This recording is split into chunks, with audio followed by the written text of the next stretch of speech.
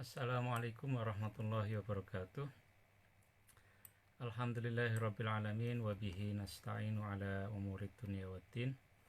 Assalatu wassalamu ala ashrafil anbiya'i wal mursalin Sayyidina Muhammadin wa ala alihi wa sahbihi ajmain. Amma ba'du.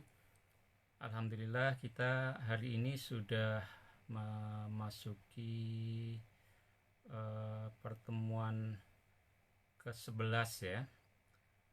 Dan kita sudah membahas pada bab mengenai al-hima, yaitu lahan yang diperuntukkan untuk kepentingan publik ya, bukan untuk kepentingan yang bisa dikonversi menjadi lahan pertanian untuk milik perorangan, tetapi lahan itu diperuntukkan untuk kepentingan bersama menjadi the commons gitu, yang penggunaannya terutama adalah untuk lahan penggembalaan.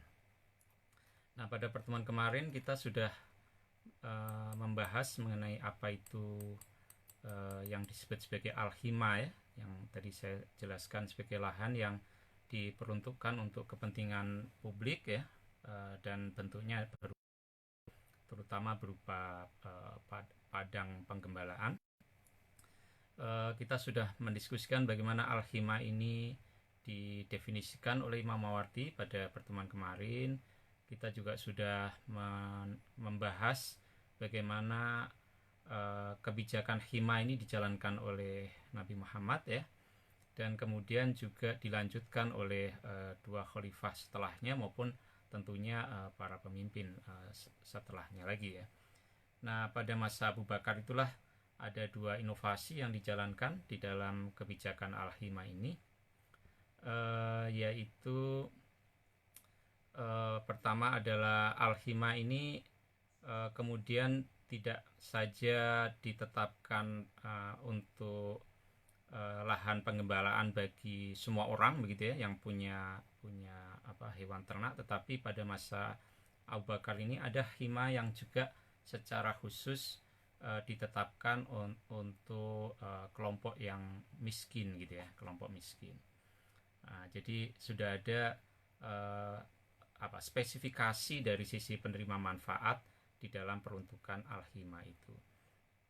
Lalu yang kedua adalah pada masa Abu Bakar ini juga dimulai adanya petugas ya, yang khusus ditugaskan oleh khalifah untuk mengelola hima itu ya. Jadi menjaga supaya hima itu tetap berlangsung fungsinya ya, tidak rusak ya, tidak terganggu fungsinya, dan juga memastikan bahwa pihak yang menjadi penerima manfaat yang dikhususkan dari hima itu juga bisa betul-betul memperoleh akses darinya. Nah, ini dua pembaruan ya yang dilakukan oleh Abu Bakar dan kemudian juga dilanjutkan oleh Umar.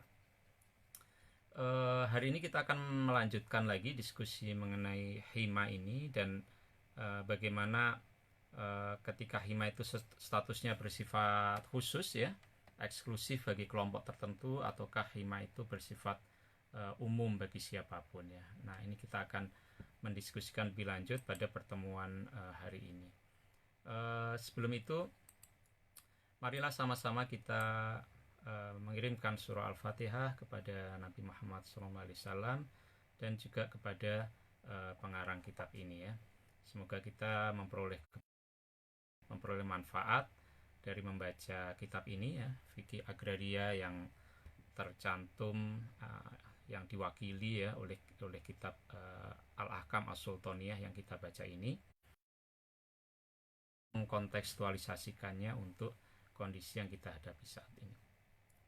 Ala hadiniyah wa ala kulli niyatin sholihah wa ila hadratin Nabil Mustafa Muhammadin sallallahu alaihi wasallam wa ila aswajihi wa dzurriyyatihi wa jami'i ahli baitihi wa ila ruhi musannifi hadzal kitab Syekh Imam Mawardi rahimallahu taala wa nafa'ana bihi wa bi ulumihi fid dharain amin. Al-Fatihah. Bismillahirrahmanirrahim. Alhamdulillahirabbil alamin. Ar-Rahmanir-Rahim. Maliki yaumiddin. Iyyaka na'budu wa iyyaka nasta'in. Ihdinas siratal mustaqim. Siratal ladzina an'amta 'alaihim ghairil maghdubi 'alaihim waladdallin. Amin. Baik, kita akan memulai membaca kitab Al-Ahkam As-Sultaniyah. Sekarang sudah di bab 16 ya, bab 15 kita sudah tuntas.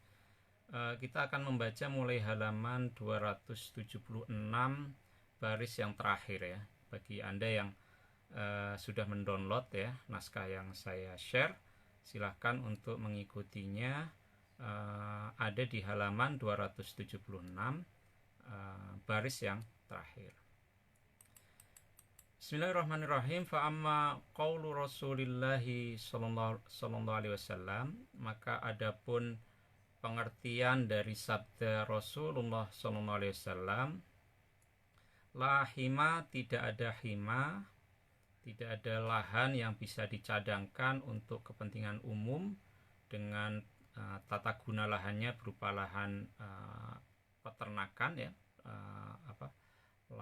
padang rumput untuk peternakan ya, illa lillahi, kecuali bagi Allah, wali rasulihi, dan bagi utusannya Allah. Jadi Imam Mawardi hendak mendiskusikan sebetulnya pengertian dari hadis ini seperti apa ya, karena pada pertemuan sebelumnya kita sudah mendiskusikan adanya perbedaan pendapat ya menyangkut hadis ini ya, karena berdasarkan hadis ini ada sebagian orang yang menyatakan bahwa otoritas untuk atau kewenangan untuk mengeluarkan kebijakan hima itu hanya dipunyai oleh Rasulullah SAW. Jadi wewenang menetapkan hima itu hanya menjadi kewenangan eksklusif dari Rasulullah.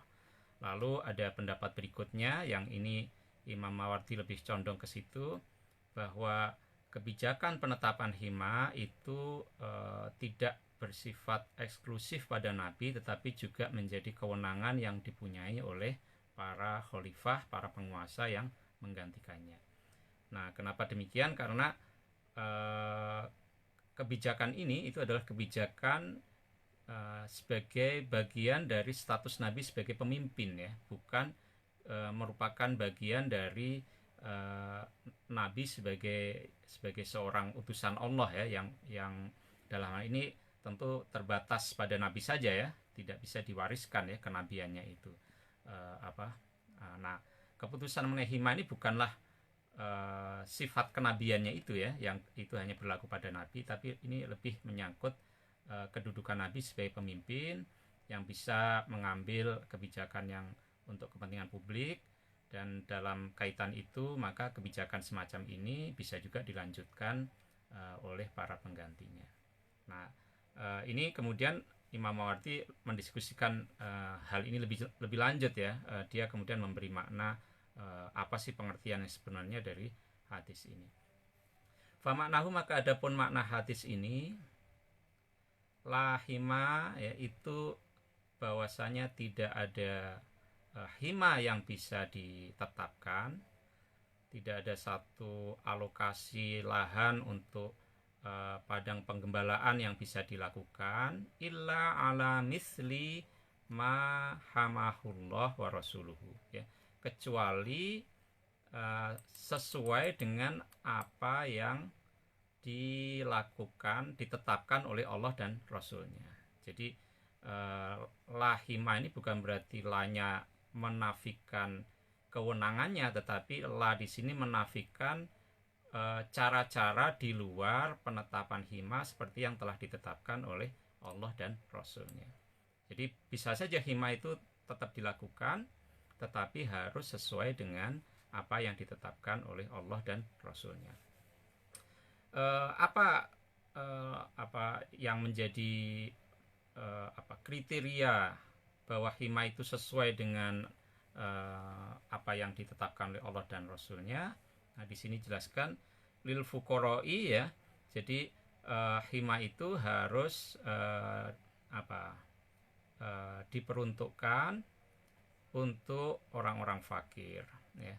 Wal masakini, dan orang-orang miskin, wali masolihi kafatil muslimina, dan bagi kemaslahatan seluruh umat Islam.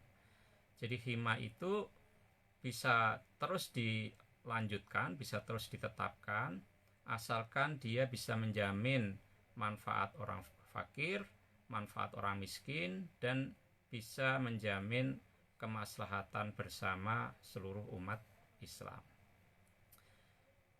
La ala mislima, jadi bukan seperti praktek kanu alaihi yang dijalankan ya atas praktek itu fil jahiliyati pada masa jahiliyah.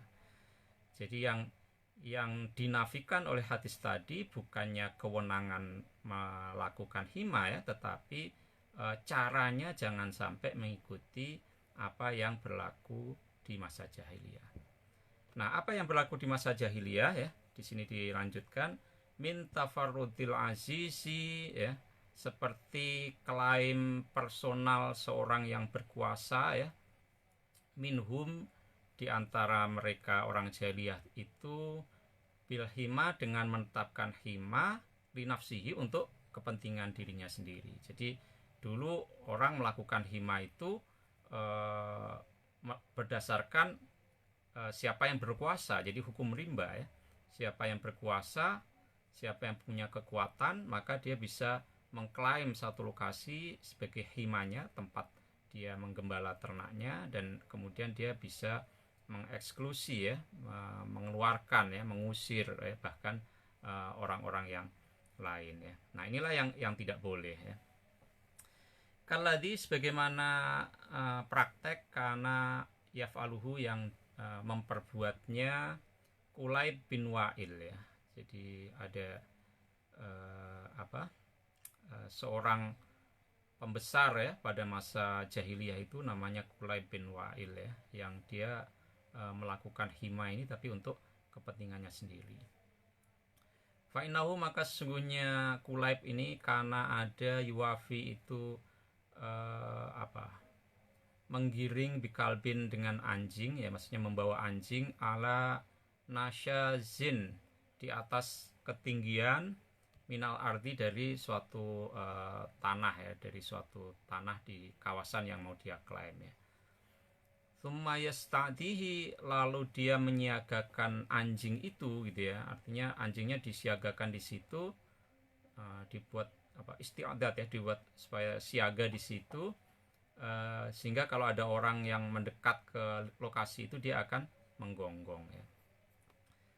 Wayahmi, dan mencegah anjing itu ma intaha ilaihi, hewan-hewan yang mencapai kepadanya wa'uhu, gonggongannya ya, mingkulil jihati, dari segala arah. Jadi hewan-hewan ternak yang mau datang merumput ya, untuk makan rumput di lokasi itu, ketika dia mendengar gonggongan itu akan ketakutan ya, sehingga mereka tidak jadi masuk ya, dan itu artinya lokasi itu menjadi hak milik eksklusif si penguasa ini ya, si tokoh kuat ini ya, si orang yang punya kekuasaan ini, yaitu Kulaib bin Wa'il.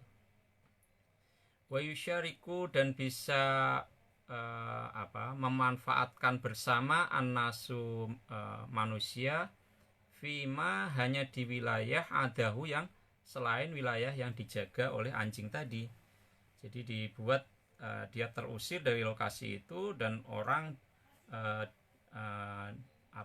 dipaksa untuk memanfaatkan bersama-sama di wilayah di luarnya itu ya. Jadi mereka terpaksa harus keluar dari situ. Nah, inilah praktek yang dulu dijalankan di masa jahiliyah, dan praktek inilah yang kemudian dibalikkan oleh Nabi. Jadi hima itu justru diperuntukkan untuk kepentingan bersama. Jadi dikembalikan fungsinya sebagai sumber daya milik bersama. Kalau istilah sekarang adalah the commons ya. Dan nanti kita akan belajar sesungguhnya bahwa apa yang dirintis oleh Nabi dan dilanjutkan oleh para khulafa ya, para khulafa Rasyidun itu, para pengganti beliau itu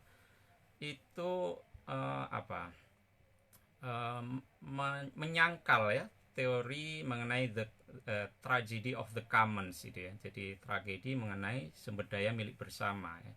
Seolah kalau sumber daya milik bersama itu pasti akan rusak, karena setiap orang mengambil kesempatan secara bebas untuk mengambil sumber daya di situ ya. Jadi kalau di wilayah lahan yang digunakan untuk padang rumput, maka semuanya jadi rame-rame ke situ sehingga overgrazing ya. Jadi tetapi nanti kita akan melihat bahwa ternyata ada institusi yang berlaku di situ, ada norma yang berlaku di situ ya. Nabi menciptakan norma-norma di dalam ladang penggembalaan ini. Lalu ada pihak yang menegakkan norma itu ya, sehingga meskipun itu sumber daya milik bersama, tetapi ternyata tidak mengalami kerusakan dan bisa dijamin manfaatnya untuk terutama kelompok miskin ya. Nah, nanti kita akan sampai ke diskusi itu, tapi kita masih berada pada diskusi mengenai praktek yang dijalankan pada masa jahiliyah itu. Nah, kita sudah melihat ilustrasinya ini pada seseorang yang bernama Kulayb bin Wa'il, di mana penetapan hima itu justru untuk kepentingannya sendiri ya. Hatta karena sampai-sampai prakteknya Kulayb bin Wa'il itu hatta karena dalika, sehingga ada hal itu ya, praktek semacam itu menjadi sabab qatlihi, menjadi penyebab pembunuhan si Kulayb ini, karena orang-orang pada marah tidak boleh masuk ke lokasi itu, dan kemudian mereka bersepakat untuk membunuhnya gitu ya. Jadi karena saking geramnya mereka ya, ini kan sebetulnya contoh mengenai keresahan agraria ya, karena ada enclosure ya, ada pemagaran ya atas lokasi itu ya. Hanya saja pemagaran ini tidak dalam kaitan dengan sejarah awal kapitalisme ya, seperti diceritakan oleh Karl Marx, tetapi ini adalah bentuk-bentuk prakapitalis ya dari enclosure ya, yang ditegakkan dengan kekuatan ya, dengan kekuatan yang sifatnya fisik ya, dengan senjata dan segala macam itu. Nah, tapi kemudian hal ini menimbulkan kemarahan itu, dan akhirnya mereka membunuh si orang ini ya. Dan peristiwa ini sangat monumental ya, sehingga dikenang, dan salah satu cara mengenang orang-orang pada masa itu ketika belum ada TV, belum ada surat kabar dan segala macam, adalah dengan merekamnya di dalam syair-syair ya. Syair-syair itu adalah media untuk penyebaran informasi dan media untuk menyimpan informasi dari generasi ke generasi ya. Dan ini kemudian terekam di dalam salah satu syair yang dikutip oleh Imam Mawardi di sini ya. Wafihi, dan di dalam kisahnya si Kulayb ini yaqulu berkata atau berdendang ya, membuat puisi Al-Ambas bin Mirdas ya, Mirat Tawil dari Bahar Tawil ya. Ini syairnya. Kama kana yabghiha Kulaybun bidhulmihi minal izzi hatta taha wa huwa qatiluha ala wailin idh yatrukul kalba nabiha wa idh yamna'ul aqna'a minha hululuha ya, gitu syairnya. Mohon maaf saya tidak bagus kalau berdendang ya, tetapi ini kemudian menjadi dokumen lisan begitu ya, yang kemudian mengekalkan ingatan penduduk masa itu mengenai sejarah hima yang dipraktekkan pada masa jahiliyah ya. Kamakana, sebagaimana halnya ada yabghiha itu merampas pada tanah Wail, jadi lokasi hima yang dikapling tadi, yang terjadi enclosure tadi, itu namanya adalah Wail. Kulaybun, siapa yang merampas? Kulaybun, Kulayb, ini failnya belakangan ya, failnya kana. Bidhulmihi, dengan dengan tindakan zalimnya itu ya, zulm ya, jadi dia merampas dengan secara tidak sah gitu ya, anjas ya gitu ya, dengan cara tidak sah. Minal izzi, karena dia memiliki kekuasaan untuk itu ya. Hatta toha, sampai hal itu membuat dia jatuh ya, dijatuhkan, digulingkan. Wahwa adapun kuleb itu kotiluha adalah orang yang terbunuh ya di dalam peristiwa itu ya, kotiluha ya. Ala Wailin yaitu tempatnya di daerah Wail ya, hima yang diklaim untuk milik pribadi itu di daerah Wail. Ilyatruku ketika si Kuleb itu membiarkan al-kalba anjingnya nabihan menggonggong ya, supaya mengusir hewan-hewan ternak yang lain. Wa idyamna'u dan ketika dia mencegah al-akna'a saudara-saudaranya minha dari tanah Wail hululuha untuk tinggal di sana ya. Jadi dia bukan saja mencegah ternyata ya, kalau kita pahami syair ini, mencegah yang di luar itu untuk masuk, tetapi ternyata dia juga mengusir ya saudara-saudaranya yang ada di Wail itu untuk keluar ya. Sehingga ini menimbulkan kemarahan Agaria ya, katakanlah begitu, Agarin Angst ya gitu ya kalau kita pakai terminologi sekarang. Lalu kemudian penguasa lokal ini dijatuhkan dan dia kemudian dibunuh. Nah ini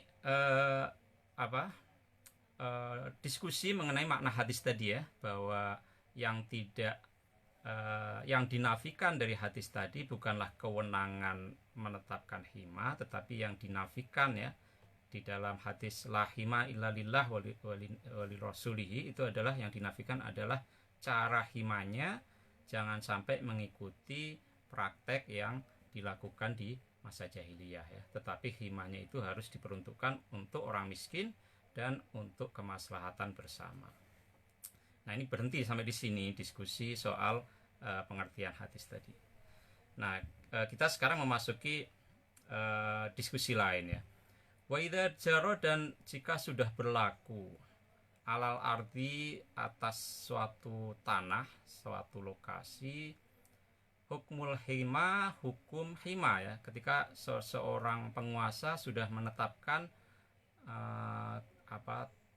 tata ruang dari lokasi ini adalah untuk lahan penggembalaan ya, untuk padang rumput ya, istibqaan untuk mengekalkan ya,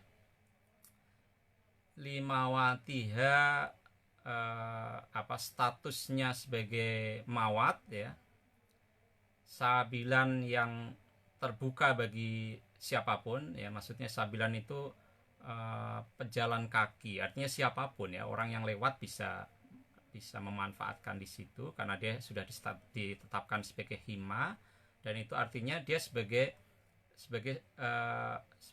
lahan yang tidak bisa digunakan untuk menjadi milik pribadi ya. Waman'an dan untuk mencegah min ihyaiha dari menghidupkan lahan yang dijadikan hima tadi milkan sebagai milik pribadi.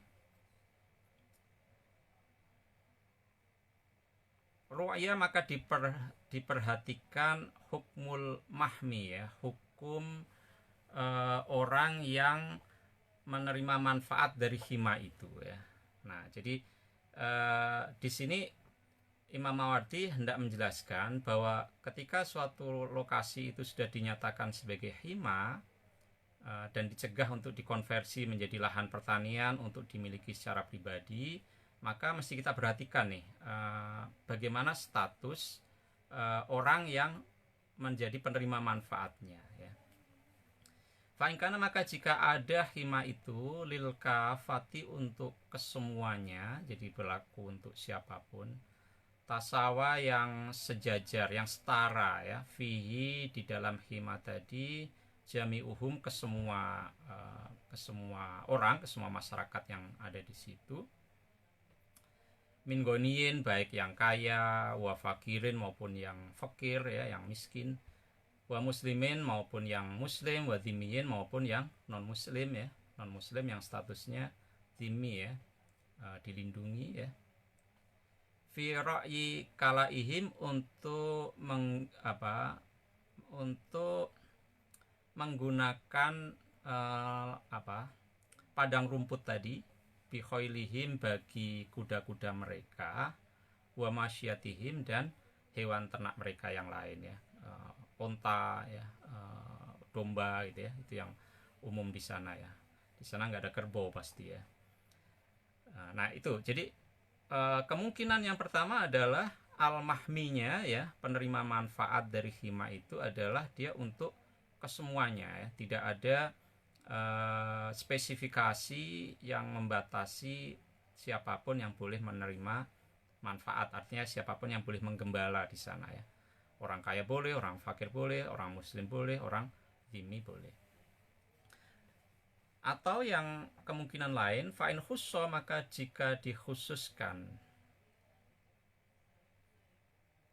bihi pada al-hima tadi, al-muslimuna, orang-orang muslim saja. Jadi bisa saja penerima manfaatnya itu dikhususkan untuk orang muslim saja ya. Ini tentu kita harus pahami dalam konteks saat itu tidak ada pengertian mengenai kewarganegaraan ya. Jadi penduduk itu diklasifikasikan bukan atas dasar kewarganegaraan mereka ya, apakah warga negara asli atau asing gitu ya, tetapi berdasarkan afiliasi keagamaan mereka ya. Ini pada masa itu berlaku seperti itu, dan itu bukan hanya di wilayah muslim saja, tetapi di wilayah yang lain juga dasar klasifikasi penduduknya memang seperti itu.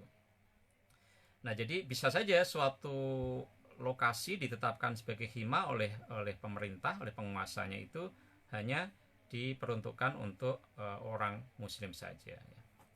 Istaroka, maka berserikat ya, artinya maka bisa memperoleh manfaat bersama fi di dalam al-hima itu agnia uhum, orang-orang kayanya ya, orang muslim yang kaya, wa fuqara uhum, dan para orang fakirnya.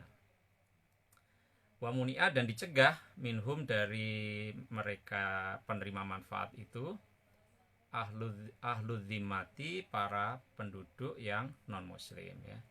Nah, jadi kalau memang dispesifikkan himanya itu untuk orang muslim, maka tentu yang non muslim tidak bisa memperoleh manfaat di situ. Nah, ini satu kemungkinan kedua ya. Kemungkinan pertama itu berlaku umum, siapa saja boleh masuk, kaya miskin, muslim dhimmi gitu ya. Nah, yang kemungkinan kedua adalah ini dikhususkan hanya untuk orang muslim, sementara yang non muslim nggak boleh masuk. Nah, yang muslim ini juga tidak dibedakan antara yang kaya dan yang miskin. Nah, atau juga ada kemungkinan ketiga, wa in khusso, dan jika dikhususkan bihi dengan hima tadi, al fuqara'u, hanya untuk golongan fakir, wal masakinu, dan golongan miskin ya, fakir miskin, maka muni'a, dicegah minhu, dari hima, al aghniya'u, orang-orang yang kaya, wa ahlu dhimmati, dan non muslim ya. Nah, jadi kemungkinan yang ketiga adalah dia dikhususkan untuk orang muslim saja, tetapi orang muslim yang fakir dan miskin. Nah, jadi kalau di luar orang fakir dan miskin, maka dia dilarang masuk ya. Jadi orang kaya dilarang masuk, non muslim juga dilarang masuk, karena ini dikhususkan untuk orang muslim. Nah, jadi boleh, kemungkinan itu boleh dilakukan ya. Jadi penguasa boleh saja menetapkan suatu lokasi sebagai hima, dan sekaligus pada saat yang sama menentukan siapa penerima manfaatnya. Nah, yang tidak boleh adalah ini ya, wala yajuzu, dan tidak boleh ayu khosso, ketika dikhususkan bihi dengan hima tadi itu, al aghniya'u, orang kaya saja, dunal fuqara'i, tanpa melibatkan, tanpa memberi kesempatan bagi orang miskin. Jadi ini yang nggak boleh ya. Yang nggak boleh itu hima dikhususkan hanya untuk orang kaya, sementara orang miskin tidak memperoleh kesempatan untuk menggembala di hima itu. Karena ini mengulang praktek yang banyak dilakukan di masa jahiliyah tadi. Wala ahlu dhimmati, dan juga tidak boleh mengkhususkan hanya yang non muslim, dunal muslimina, tanpa memberi kesempatan bagi yang muslim ya. Jadi tidak boleh hima itu hanya diperuntukkan untuk ahlu dhimmah saja ya, non muslim saja. Tetapi kalau hima itu bisa dimanfaatkan oleh ahlu dhimah, berarti dia juga bisa dimanfaatkan oleh orang muslim ya. Nah, ini dari sisi pengkhususan menurut orang yang memiliki ternaknya ya, orang yang memiliki ternaknya. Nah, bisa juga pengkhususan hima itu ditentukan menurut hewan ternaknya ya, hewan ternaknya ya. Jadi ini kemungkinan yang lain. Wa in khusso, dan jika dikhususkan bihi dengan hima na'amas sodakoti, kawanan ternak yang zakat ya. Jadi kan di dalam kepemilikan hewan ya, itu kan ada nisab, yang kalau nisab itu terpenuhi maka dia harus dikeluarkan zakatnya.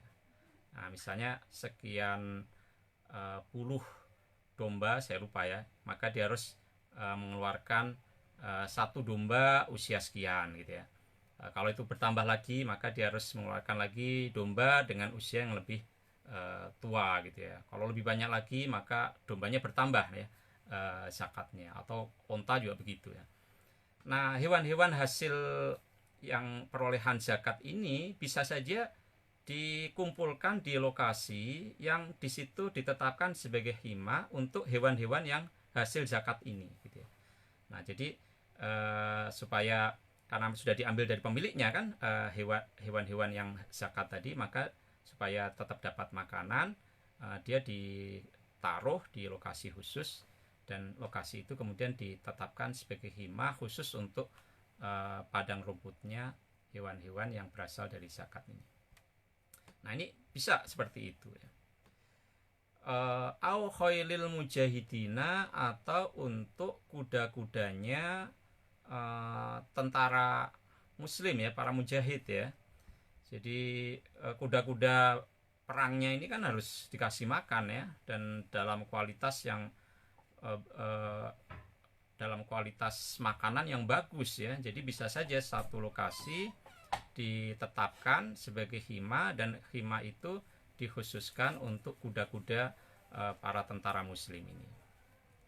Nah, dalam kondisi demikian maka lam yusyrikhum, maka tidak boleh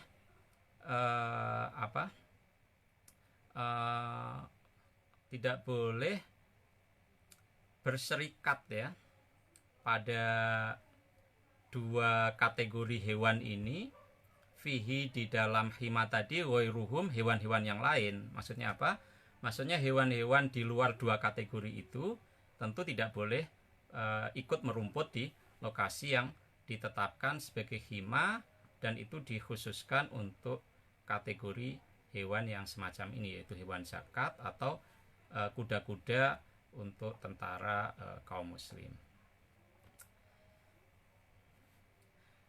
Nah, jika kita sudah tahu statusnya ya, status hima itu penerima manfaatnya siapa, apakah umum atau khusus. Kalau khusus, dia khusus untuk siapa gitu ya. Lalu kita juga sudah tahu apakah dari sisi hewan yang boleh merumput itu bersifat umum atau khusus. Nah, kalau kita sudah tahu demikian, summa yakunu, maka ada al-hima itu jarian akan berlaku alama atas ketentuan istakoro yang telah ditetapkan alaihi atasnya ya. Jadi kalau dia berlaku umum ya tetap berlaku umum. Kalau dia khusus untuk fakir miskin ya khusus untuk fakir miskin. Kalau dia khusus untuk kuda pasukan perang ya khusus untuk itu ya. Min umumim, dari sifat umumnya, wah khususin, dan sifat khususnya ya. Jadi kalau yang umum tetap berlaku umum, yang khusus juga tetap berlaku khusus. Nah, yang khusus nanti ini tadi ada pembagian-pembagiannya lagi. Kalau itasa, maka jikalau meluas al-hima al-mahsus, hima yang sebelumnya ditetapkan khusus ya, artinya meluas ininya, pemanfaatannya, li'umumin nasi, bagi manusia yang lebih umum, lebih banyak gitu ya.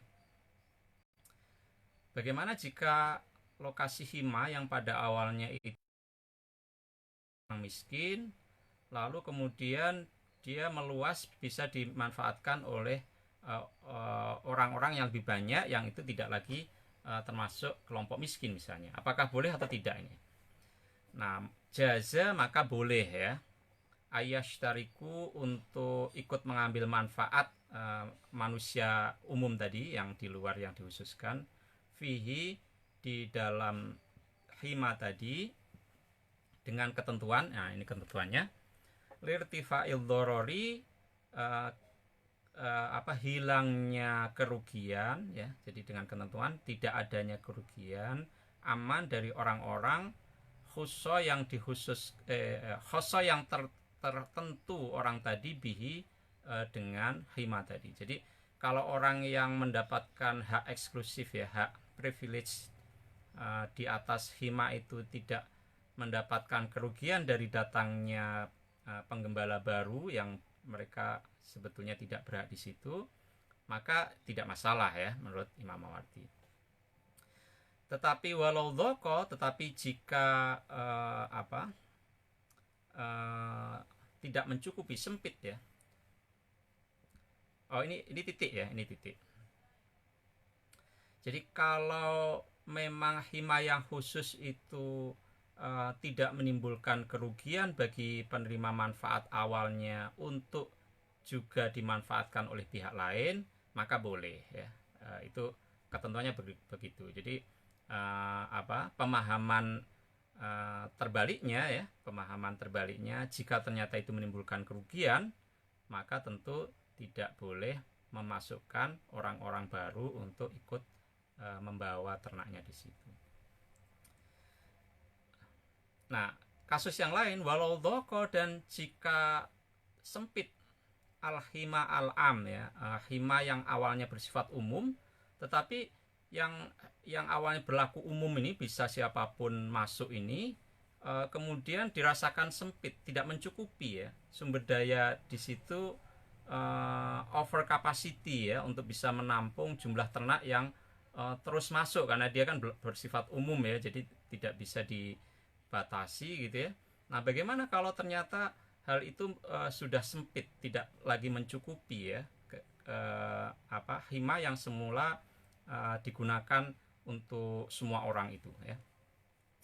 Anjami innasi, dari menampung semua manusia, lam yajus, maka tidak dibolehkan ayah taso, untuk memperoleh kekhususan bihi pada hima tadi, agnia uhum, orang-orang yang lebih kaya di antara mereka. Jadi kalau kondisinya sudah sempit, maka orang-orang yang lebih kaya tidak boleh mendapatkan hak khusus di lokasi yang lebih sempit itu. Karena ketika lokasinya lebih sempit, pasti harus ada yang disingkirkan ya, harus ada yang dikeluarkan ya, supaya tidak overgrazing ya, tidak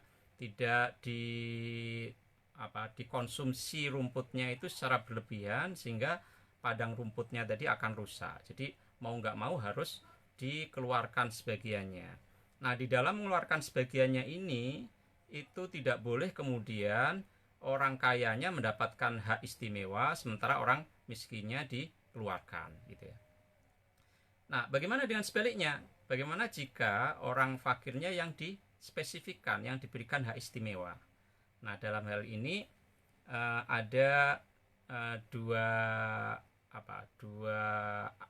pendapat ya, dua pandangan mengenai kebolehan memberi hak istimewa kepada orang fakir ya. Wa fi jawazi ikhtisasi fuqaraihim, dan di dalam kebolehan mengistimewakan orang-orang fakir bihi pada hima tadi, wajhani, dua pandangan ya. Wa idzas taqarra, dan jika telah ditetapkan hukum tertentu, lihiman bagi hima, hukum hima ya, lihiman bagi lokasi hima. Wa idzas taqarra, dan jika telah tetap hukmun lihiman berupa hima ala ardin, atas lokasi tertentu, fa'aqdama, maka menyerobot alaiha padanya, man orang ahyaha yang berusaha untuk menghidupkan lahan itu, wanakodo dan merusak, maksudnya menghidupkan itu menjadi lahan yang kemudian dikonversi menjadi hak miliknya ya. Wanakodo dan merusak orang tadi itu hamaha status himanya, ru'ya maka dilihat ya himanya itu. Fa'ingkana maka jika ada hima itu mimma dari sesuatu hamahu yang telah menetapkan hima padanya Rasulullah sallallahu alaihi wasallam, kanal hima maka ada hima itu sabitan tetap valid ya, tetap berlaku.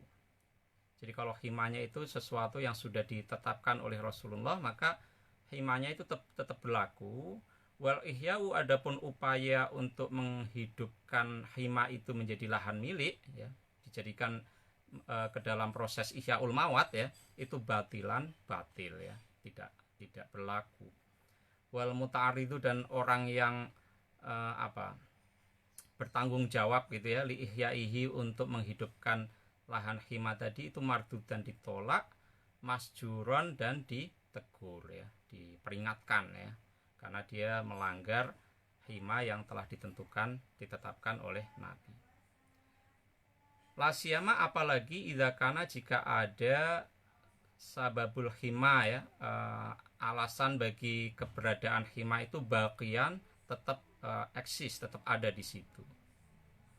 Di anahu karena sesungguhnya ya justru tidak boleh ayu arido untuk menentang hukma Rasulullah sallallahu alaihi wasallam, hukumnya Rasulullah sallallahu alaihi wasallam, binakdin baik dengan merusak status hima itu, wala ibtolin dan tidak juga dengan membatalkan ya hima yang sudah ditetapkan oleh Rasulullah itu.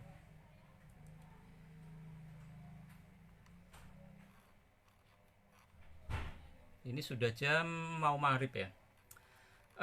Kita sudahi dulu sampai di sini ya. Tetapi dengan diskusi tadi kita jadi tahu ya, ada norma yang secara detail ya dielaborasi oleh para penguasa ya, Nabi dan para pemimpin setelahnya di dalam The Commons itu, siapa orang yang berhak, pemanfaatnya itu dikhususkan kepada siapa yang dilarang masuk ya, hewannya bagaimana gitu ya. Jadi ada norma di situ, dan ketika itu sudah over capacity juga ada mekanisme untuk mengeluarkan sebagian sehingga himanya itu, the commons-nya itu tidak rusak. Nah, lagi-lagi ini menunjukkan bahwa the commons itu tidak selalu berimplikasi kepada the tragedy of the commons ya, seperti yang disampaikan oleh Hardin itu ya. Dan di sini kita mendapatkan gambaran yang sangat jelas, ternyata ada institusi yang mengatur ya, dan itu membuat the commons bisa terus berlanjut. Demikian yang bisa saya sampaikan ya untuk kesempatan kali ini. Semoga besok kita masih bisa berjumpa lagi untuk pembahasan berikutnya. Kurang lebihnya mohon maaf. Assalamualaikum warahmatullahi wabarakatuh.